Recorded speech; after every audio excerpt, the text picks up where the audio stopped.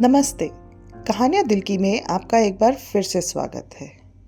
जब हम कुछ गलत कर रहे होते हैं तो हम पूरी कोशिश करते हैं कि उसके बारे में किसी को पता ना चले, उसका कोई गवाह ना हो।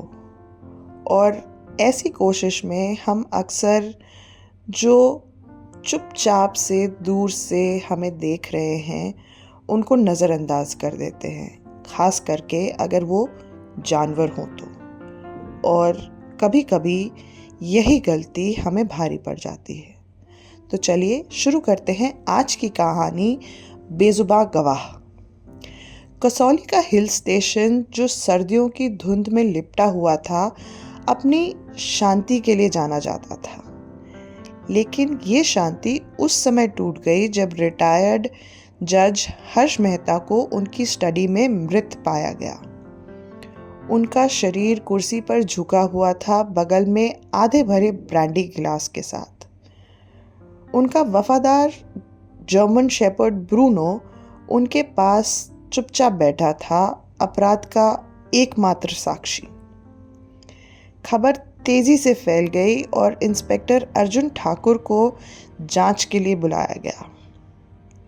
घर में जबरन घुसने का कोई संकेत नहीं था, फिर भी माहौल एक खौफनाक हलचल लिए हुए था। स्टडी की खिड़की थोड़ी सी खुली हुई थी, जबकि बाहर की सर्दी काफी ज्यादा थी और ब्रांडी के गिलास पर कुछ हल्का सा सफेद पाउडर जैसा दिख रहा था। हर्ष मेहता का पारिवारिक इतिहास काफी उलझा हुआ था। उनका इकलौता बेटा रोहन मेहता हत्या के एक सप्ताह पहले ही विदेश से लौटा था।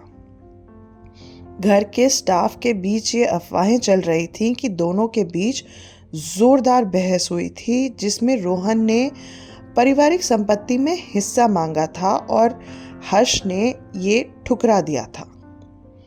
जब अर्जुन ने रोहन से पूछताछ की तो उसने घबराते हुए कहा कि हाँ, हमारी बहस हुई थी, लेकिन ये सिर्फ एक मतभेद था। मैं तो रात के खाने के पहले ही चला गया था और रात मैंने यहाँ पे बिताई भी नहीं थी। हालांकि घर की नौकरानी ने उसके बयान का खंडन किया। उसने बताया कि उसने आधी रात के आसपास रोहन को घर में देखा था, स्टडी के दरवाजे के पास जहां हर्ष की मृत्यु हुई थी। इस खुलासे के बाद तनाव थोड़ा बढ़ गया, लेकिन और भी बातें थीं। हर्ष के साले देवेंद्र खन्ना अभी उस शाम को घर में मौजूद थे। हर्ष ने एक बार देवेंद्र पर गबन का आरोप लगाया था, जिससे उनके बीच लंबे समय से मतभेद चल रहा था। अर्जुन ने देवेंद्र से उनकी मुलाकात के बारे में पूछा तो देवेंद्र ने झिझकते हुए कहा कि मैं माफ़ी मांगने आया था, लेकिन उन्होंने मुझे माफ़ नहीं किया। मैं बस इतना ही कह सकता हूँ। इस जटिलता को और बढ़ाया हर्ष की पुरानी केयरटेकर मिसेस फर्नांडिस ने। उनको 1 साल पहले परिवार के गहने गायब होने के शक में हर्ष ने नौकरी से निकाल दिया था। हाल ही में उन्हें कसौली में फिर से देखा गया और वो हर्ष के स्वास्थ्य के बारे में पूछताछ कर रही थी। हर्ष की स्टडी की जांच करते समय अर्जुन को चिमनी में एक आधा जला हुआ नोट मिला। उसमें जो शब्द दिखाई दे रहे थे वे थे, तुम सच्चाई को छिपा के नहीं रख सकते, इसके परिणाम होंगे। क्या ये धमकी थी या स्वीकारोक्ति? ब्रांडी के गिलास में भी एकोनाइट के निशान पाए गए। ये एक घातक पौधों के ऊपर इस्तेमाल किया जाने वाला पेस्टिसाइड था। चुनौती ये थी कि ये दिया कैसे गया। रसोई के और घर के सारे कर्मचारियों ने कहा कि उन्होंने ये ड्रिंक तैयार नहीं की थी और हर्ष अक्सर बिना किसी के साथ हुए शराब नहीं पीते थे। ब्रूनो जो उनका कुत्ता था, प्रत्याशी रूप से एक सुराग बन गया।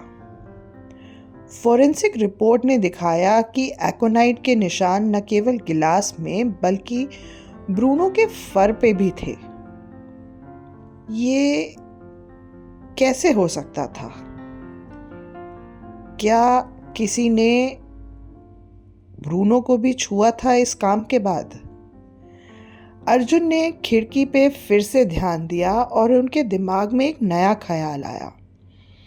घर के अंदर कोई ऐसा व्यक्ति था जो ब्रूनो को भी अच्छे से जानता था। टर्निंग पॉइंट तब आया जब अर्जुन ने ब्रूनो के व्यवहार को समझने के लिए एक विशेषज्ञ को बुलाया।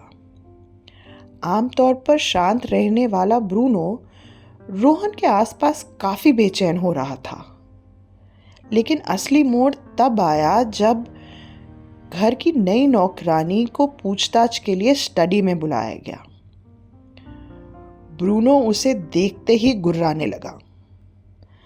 दबाव में आकर उस नौकरानी ने आखिर स्वीकार किया कि ब्रांडी उसी ने तैयार की थी जिसमें उसने रोहन के द्वारा दिया गया पाउडर मिलाया था।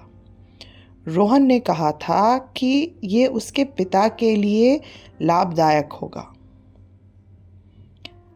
हालांकि अभी कहानी खत्म नहीं हुई थी। फोरेंसिक रिपोर्ट में ये भी पाया गया कि जो सफ़ेद पाउडर गिलास में मिला था वो मिसेस फर्नांडिस के रेशमी स्कार्फ पर भी पाया गया।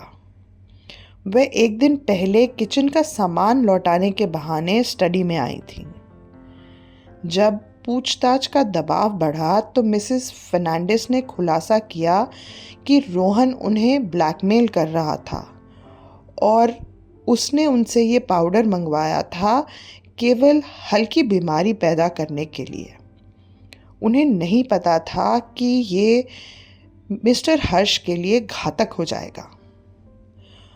वो रहस्यमयी नोट असल में देवेंद्र द्वारा छोड़ा गया था। उनकी असफल सुलह की कोशिश के बाद इसका जहर से कोई संबंध नहीं था। अर्जुन ने जब सबूतों को जोड़ा, एकोनाइट के कनेक्शन, गिलास में मिलाना और ब्रूनो की प्रतिक्रिया मिसेस फर्नांडिस के ब्लैकमेलिंग के साथ, तो उसका शक यकीन में बदल गया था कि ये रोहन ही हो सकता है। बढ़ते हुए सबूतों से घिरे हुए रोहन ने आखिरकार कबूल कर लिया, पर उसका दावा था कि ये एक दुर्घटना थी। उसका इरादा अपने पिता को धीरे धीरे कमज़ोर करके संपत्ति पर नियंत्रण पाने का था, उनको मारने का नहीं। मिसेस फर्नांडिस को चेतावनी देकर छोड़ दिया गया, लेकिन रोहन को हत्या के आरोप में गिरफ्तार कर लिया गया। जहां तक ब्रूनो का सवाल था, वो एक मूक साक्षी जिसने अपनी वफादारी से सच्चाई को उजागर करने में मदद की, ये साबित करते हुए कि कभी कभी न्याय की अपनी आवाज़ होती है, भले ही वो बोल ना सके। कसौली पर फिर से धुंध छा गई थी और ये केस सॉल्व हो गया था, लेकिन पारिवारिक विश्वासघात की गूंज बनी रही, ये याद दिलाते हुए कि हर घाव समय के साथ नहीं भरा जा सकता। आशा है आपको हमारी आज की कहानी पसंद आई होगी। कमेंट्स में हमें ज़रूर बताइएगा आपको ये कैसी लगी। धन्यवाद।